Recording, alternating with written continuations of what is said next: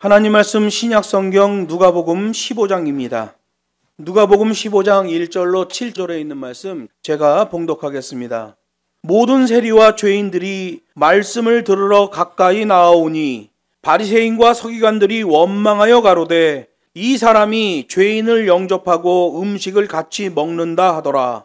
예수께서 저희에게 이 비유로 이르시되 너희 중에 어느 사람이 양 100마리가 있는데 그 중에 하나를 잃으면 99마리를 들에 두고 그 잃은 것을 찾도록 찾아다니지 아니하느냐.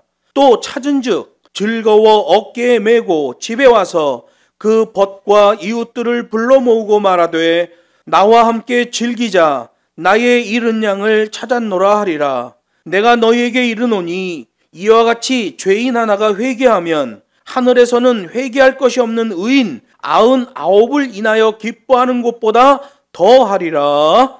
아멘.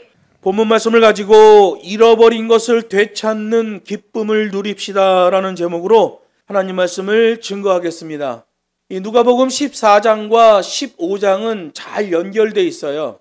어떤 걸로 연결되어 있냐면 바리새인들이 가지고 있는 생각, 그들의 행위와 하나님이 가지고 있는 생각과 그 뜻이 다르다는 거예요. 하나의 사건으로 연결시켜 정반대의 것을 보여주는 내용이에요. 누가복음 14장은 회당에서 집회 후에 예수님을 특별한 식사 자리에 초청한 어느 한 바리새인의 두령의 집에서 벌어진 일을 중심으로 기록된 내용이고, 오늘 본문 누가복음 15장은 그 바리새인 두령의 집에서 나오신 후에 예루살렘을 향해 가던 중 어느 대중 식당 식사 자리에서 벌어진 일을 기록하고 있는 거예요. 누가복음 14장과 15장의 공통점을 보면 장로의 유전, 그 가짜 신학에 찌든 유대 종교 지도자들이 계속해서 예수님을 대적하고 있다는 게 공통점입니다. 다른 점이 있다면 누가복음 14장은 마치 천국은 따놓은 당상인 것처럼 말하던 종교 지도자들에게는 심판이 선고되고, 여기 누가복음 15장은 그 종교 지도자들에 의해 버림받은 존재처럼 여겨졌던 자들에게는 구원이 선포된다는 거예요. 이게 아주 놀라운 거죠. 종교 지도자들은 자기네는 천국이 따놓은 당상인 줄 알았어요. 근데 그들에게는 심판이 선고돼요. 종교 지도자들이 저 지옥 갈 놈들 하고 멸시하는 자들은 하나님에 의해 천국 백성이 된다는 거예요. 정반대죠. 여러분, 이 시대도 마찬가지입니다. 이 시대를 휩쓸고 있는 양키 신학을 보면 반대로 얘기해요. 근데 놀랍게도 사람들이 거기에 다 현혹돼 있죠. 여러분, 우리는 성경 말씀으로 돌아와야 돼요. 양키들이 만든 신학으로 믿음 생활하면 안 된단 말이에요. 그거는 학문이에요. 학문은 가설이 존재하잖아요. 심지어 역설도 있어요. 반대로 얘기하는데 박사학위가 나온다니까요. 그래서 박사학위 보고 그들이 수립해 놓은 신학을 보고 믿음 생활하면 큰일 나는 거예요. 누가복음 14장에서 예수님은 특히 일치성에 대하여 강조하셨어요. 장로의 유전도 일치성을 말합니다. 장로의 유전대로 해야 된다. 가짜 신학인데 거기에 일치해야 된다고 말해요. 하나님의 계명도 일치성을 강조합니다. 일치성을 강조한다고 해서 하나님의 율법과 장로의 유전이 동일한 게 아니에요. 방향은 정반대죠. 바리새인 법률가 두령의 집에서도 하나님의 계명에 대하여 일치성을 묻고 강조하셔요. 안식일에 고창병 환자를 고치는 일에 대해서도 이렇게 하는 것이 하나님의 계명에 맞는 것이냐? 하나님의 계명과 일치성을 묻는단 말이에요. 그 집을 나오셔서 예루살렘을 향해서 걷기 시작할 때 허다한 무리들이 뒤쫓았어요. 그냥 예수님 말씀 듣기 좋아서 따른 자들이 아니라 오클로이 폴로이라는 이 허다한 무리는 폭동을 위한 집결성 군중이라는 거예요. 어떤 의도성에 의해 모아진 사람들이죠. 바리새인으로서 법률가였던 그 두령의 집에서 예수님이 정죄를 당하면, 그리고 그 집 문 밖으로 쫓겨나면 돌을 던질 준비를 하고 있던 자들이에요. 그런데 예수님이 그 집 문 밖으로 유유히 걸어 나오시는 것을 보고 그들은 깜짝 놀라죠. 예수가 옳은 사람인가? 저 사람이 대세인가? 예수님을 따라오는 거예요. 그래서 예수님이 거기서 예수를 믿고 따르는 것에서도 일치성이 요구된다고 말씀하시는 거예요. 여러분, 예수를 믿고 따르는 것에서의 일치성은 우리들에게도 그대로 적용되는 말씀이고 예수 재림 때까지 불변의 절대 기준이에요.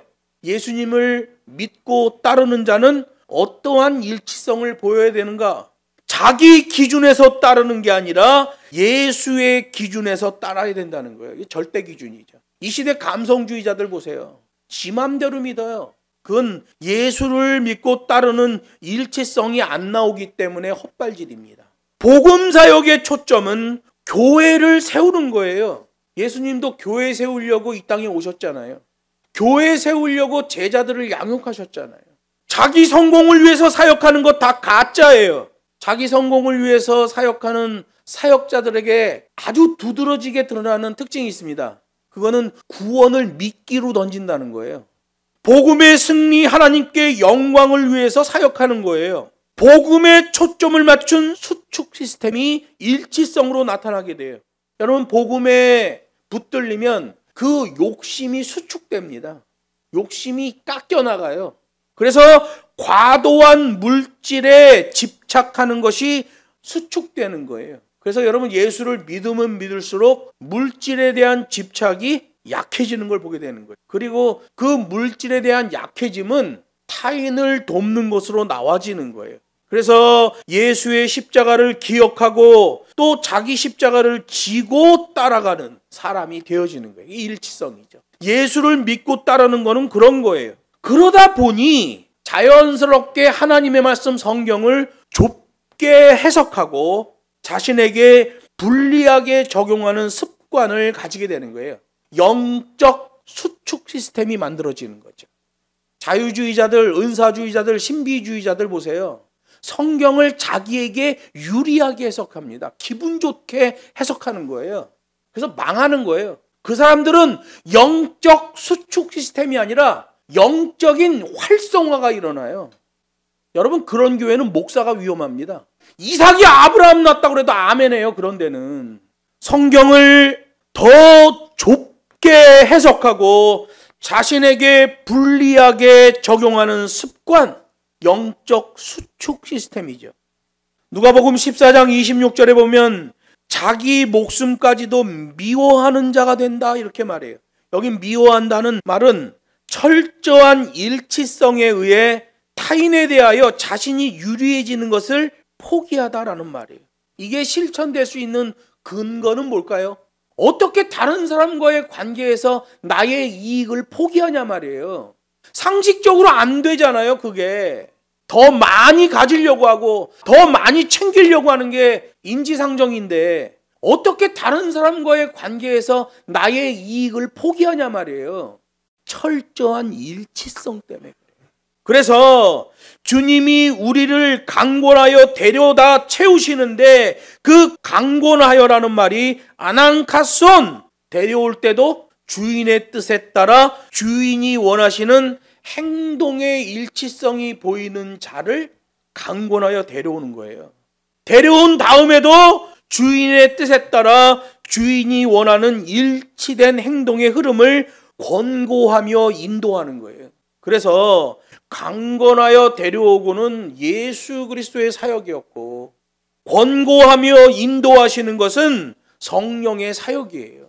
공통점이 뭐예요? 주인의 뜻에 따라 일치성을 보이도록. 그래서 자신을 미워하는 미세이가 되는 거예요.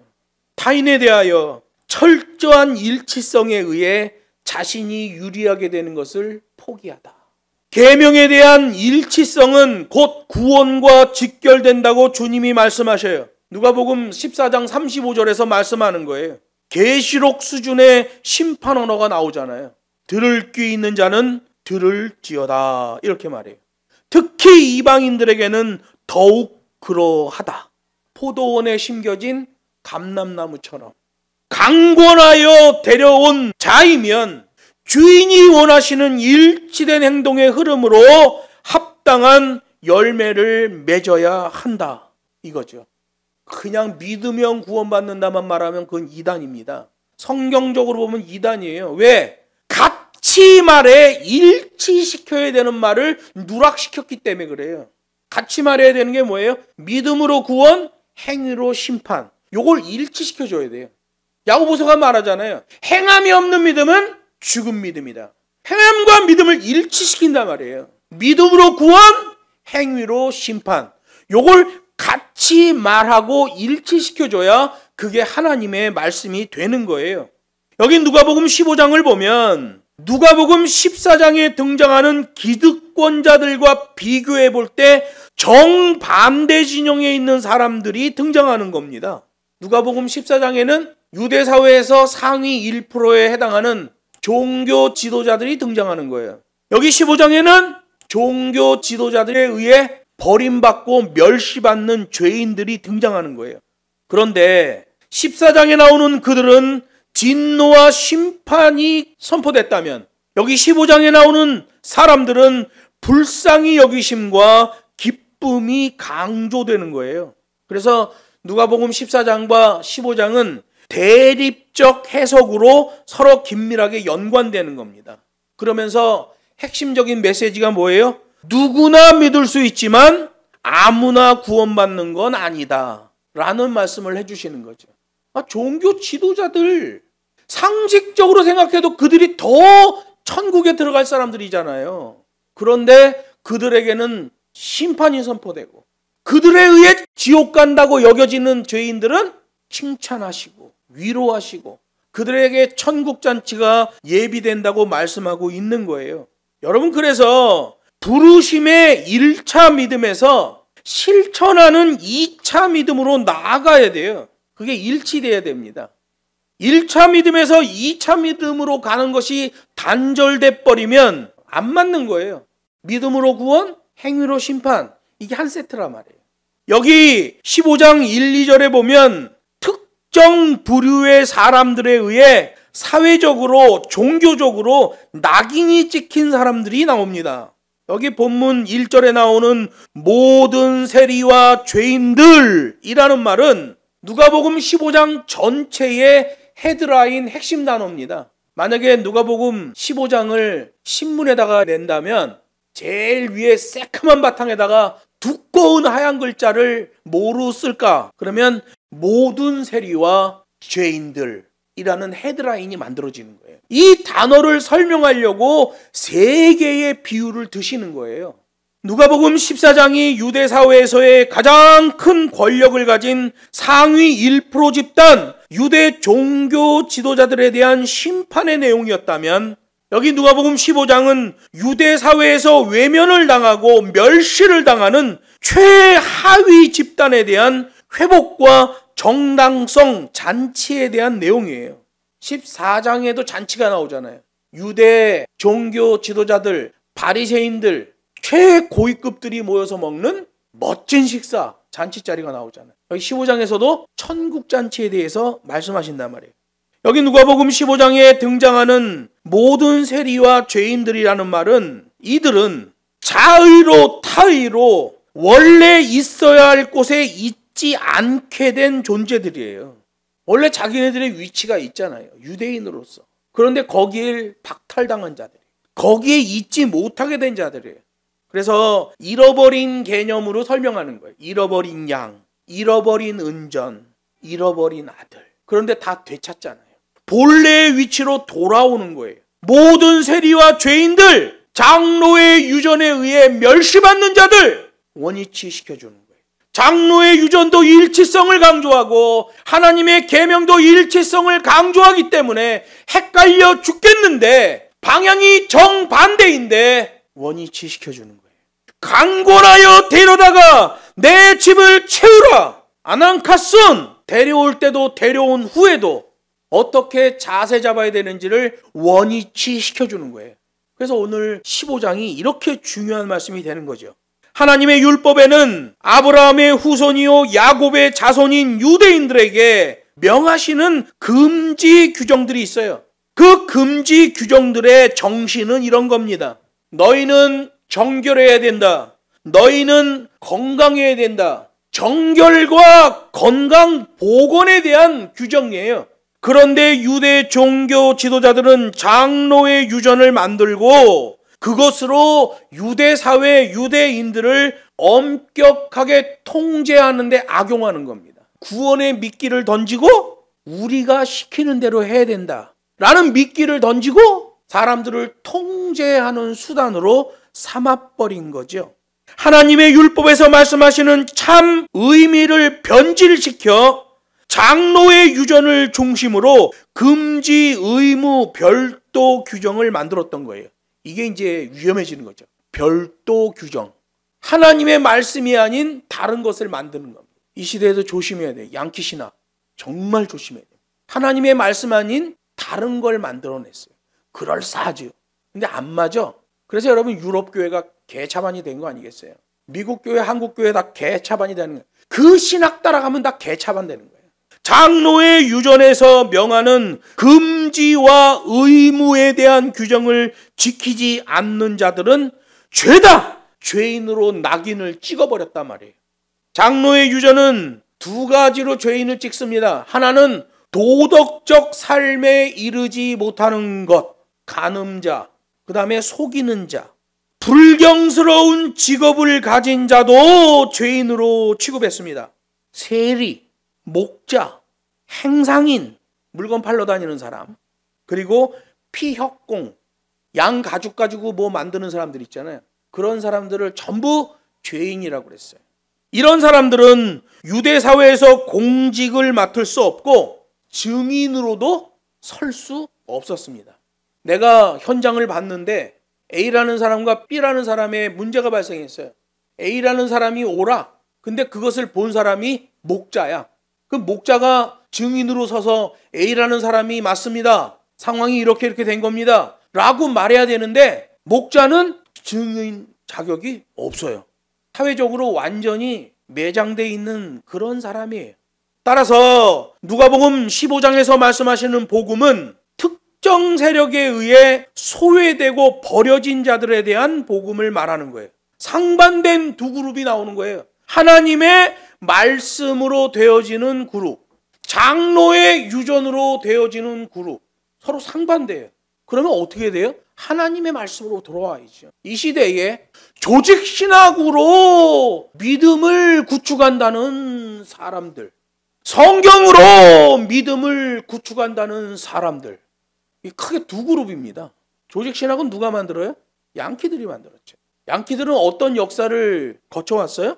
르네상스. 그게 배경인 거죠. 종교개혁 시대는 교황이 3명이나 존재했어요. 황당한 일이죠. 잃어버렸던 것을 되찾는 기쁨의 복음이 15장에 나옵니다. 그들을 긍휼히 여기셔서 회복시키는 아가페의 복음이 15장에서 강조되고 있는 거예요. 도대체 이들은 잔치에 초청되는 일을 전혀 기대할 수 없었던 자들인데 잔치집 주인이신 하나님의 뜻에 따라 초청을 받게 된 거예요. 강권하여 데려와라. 성 안에서뿐만 아니라 성 밖에서도 데려와라. 하나님의 뜻에 따라 불려오게 된 거예요. 그들에 대해서는 이미 누가복음 14장 23절에서 언급되고 있죠. 강권하여 데려다가. 여러분, 우리 기독교 신앙은 여기에 초점이 맞아야 됩니다. 올 때도 주인의 뜻에 따라 주인의 뜻의 일치성을 보이는 자로 강권하여 데려와라. 교회는 그냥 아무나 데리고 오는 데가 아니에요. 사실은 교회는 하나님의 복음으로 교육 훈련을 해야 하고 실천하는 영성으로 나아가고 있는지를 확인하는 곳이에요. 가르쳐 지키게 하라. 그렇지 않으면 어떤 사태가 발생해요? 차라리 안 믿었으면 좋았을 것을, 차라리 안 태어났으면 더 나았을 것을. 누가복음 14장에서 그 말씀이 나오잖아요. 종교 지도자들, 그 못된 짓을 하는 것들, 총회를 말아먹는 것들, 그런 목사들을 볼 때 아유, 차라리 사역자가 되지 말지라는 생각이 들죠. 누가복음 14장에 이어서 여기 누가복음 15장에서도 예수님께서는 유대 종교 지도자들과 한자리에서 자유로운 식사를 하고 있었어요. 예수님께서 바리새인 두령의 초청으로 최고 예우의 식사 카슈루트를 대접받을 정도였으니 그 외의 유대 종교 지도자들도 예수님과의 식사를 한번 해보고 싶은 마음이 들겠죠. 도대체 저 사람이 누군가? 그래서 예루살렘으로 가는 도중에 주막 같은 데서 식사를 하시는데 누가복음 14장에 나오는 장소는 두령의 집, 폐쇄된 장소고요. 여기 15장에 나오는 식사 장소는 개방된 장소예요. 주막, 대중식당이에요. 누구라도 들어와서 먹을 수 있는 곳이에요. 예수님이 거기서 밥 먹게 됐는데 종교 지도자들도 같은 자리에서 밥을 먹고 있는 거예요. 그런데 예수님과 바리새인들이 앉아 식사하던 그 자리에 장로의 유전에 의해 죄인으로 낙인 찍힌 사람들이 들어와서 앉는 거예요. 장로의 유전에 의하면 그런 죄인들이 식사 자리에 들어왔을 경우에 경건한 자들은 자리를 옮겨 그들과 떨어져서 식사를 해야 했어요. 그러면 예수님도 그 죄인들을 피해서 자리를 옮겨 식사를 해야 하는데 그렇게 하지 않은 거예요. 거기 있는 바리새인과 서기관들이 일어나서 몇 걸음 저쪽으로 이동하며 예수님을 쳐다봤더니 그냥 앉아있네. 그걸 문제 삼고 있는 게 오늘 본문 말씀이에요. 그래서 누가복음 15장 1절 이 내용은 유대 종교 지도자들이 했던 말을 그대로 옮겨 놓은 거예요. 모든 세리와 죄인들이 계속 모여들고 있는데 당신은 왜 자리도 안 옮기고 지금 뭐 하는 겁니까? 라고 했던 말을 그대로 옮겨 놓은 게 15장 1절 말씀인 거예요. 유대 종교 지도자들이 예수님께 짜증을 내며 항의를 하는 거예요. 그래서 본문에 보면 가까이 나아오니 라는 말이 있어요. 세리와 죄인들이 그 식당 안으로 들어왔는데 예수님 쪽으로 가까이 왔다는 거죠. 엔키존테스라는 말인데요. 원어를 그대로 해석하면 이런 의미예요. 하고 있던 이야기를 더 이어갈 수 없을 정도로 사람들이 계속 모여들었다는 거예요. 그러니까 그 사람들이 오기 전에 예수님과 그 종교 지도자들과 뭔 대화가 오갔다는 거죠. 무슨 대화가 오갔는데 하고 있던 얘기를 더 이어갈 수 없을 정도로 사람들이 계속 모여들었다는 거예요. 그런데 이 엔키존테스라는 말은 긍정어예요. 긍정어. 부정어가 있고 긍정어가 있잖아요. 예를 들어서 많다라고 할 때 긍정어는 뭐예요? 아주 많다. 이러면 긍정어가 되는 거예요. 너무 많다. 그러면 이거 부정어인 거예요. 좋지 않은 게 너무 많은 거죠. 긍정어는 아주라는 말을 사용해야 되고 부정어는 너무라는 말을 사용하는 거예요. 여기 엔키존테스는 긍정어예요. 그래서 이걸 어떻게 해석해야 되냐면 하고 있던 이야기를 더 이어갈 수 없을 정도로 사람들이 계속 제대로 모여들었다 이렇게 되는 거예요. 이건 그렇게 해석해야 정확한 해석이 되는 거예요. 그 사람들이 모여드는 게 바리새인들이 얘기하는 것처럼 나쁜 현상이 아니라 하나님이 보실 때는 제대로 모여든 거라는 거죠. 그래서 여러분 누가복음 14장과 15장이 이 상반된 가운데 연관짓는 해석인 거예요. 장로의 유전을 신봉하는 유대 종교 지도자들은 예수님과 죄인들에게 항의를 하고 짜증을 냈지만 회복의 복음, 아가페의 복음 입장에서는 그들이 계속해서 제대로 예수님께 나아왔다라고 평가를 하고 있는 겁니다. 한 동작, 일치성, 흐름. 이게 엔키존테스라는 단어 안에 다 나오는 거죠. 본문 2절을 보면 종교 지도자들이 예수님께 원망의 소리까지 내뱉어요. 원망하다. 디아공귀존. 이 디아공귀존이라는 말 속에서 그 식사 자리가 하나의 자리였다는 걸 알게 되는 거예요. 그들 사이에서 부정적인 평가를 하며 계속 중얼거리다라는 말이 디아공귀존이라는 말의 원뜻이에요. 그들 사이에서, 바리새인들이 볼 때 예수님과 들어온 죄인들 사이에서 같은 자리에 있는 거예요. 밥 먹는 자리에. 그 사이에서 부정적인 평가를 하며 계속 중얼거렸다는 거예요. 하나님은 엔키 존테스, 계속해서 제대로 그들이 왔다라고 평가하시는데, 종교 지도자들은 부정적인 평가를 하며 계속 중얼거렸다는 거예요. 여러분, 유대 사회에서는 이러한 원망을 무거운 불평이라고 얘기해요. 무거운 불평, 디아공귀존, 바리새인의 기준에서, 장로의 유전의 기준에서의 감정과 평가죠.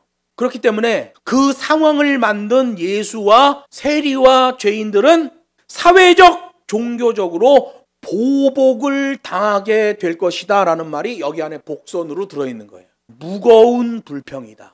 바리새인들이 장로의 유전의 기준으로 어떤 상황을 판단할 때 이건 뭐 이런 게 다 있어 라고 말했다면 그것은 특별한 단어, 무거운 불평이라는 단어가 되고 반드시 보복 조치가 들어오게 되는 거지요.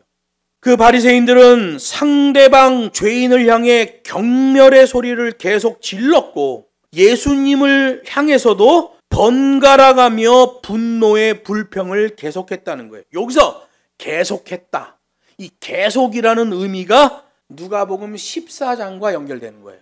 앞에 바리새인 종교 지도자들 중에서도 고위급, 그들이 그렇게 했듯이 낮은 계급 종교 지도자들, 바리새인 서기관들도 역시 그렇게 그들과 일치성을 보였다라는 거죠. 왜 그런 거예요?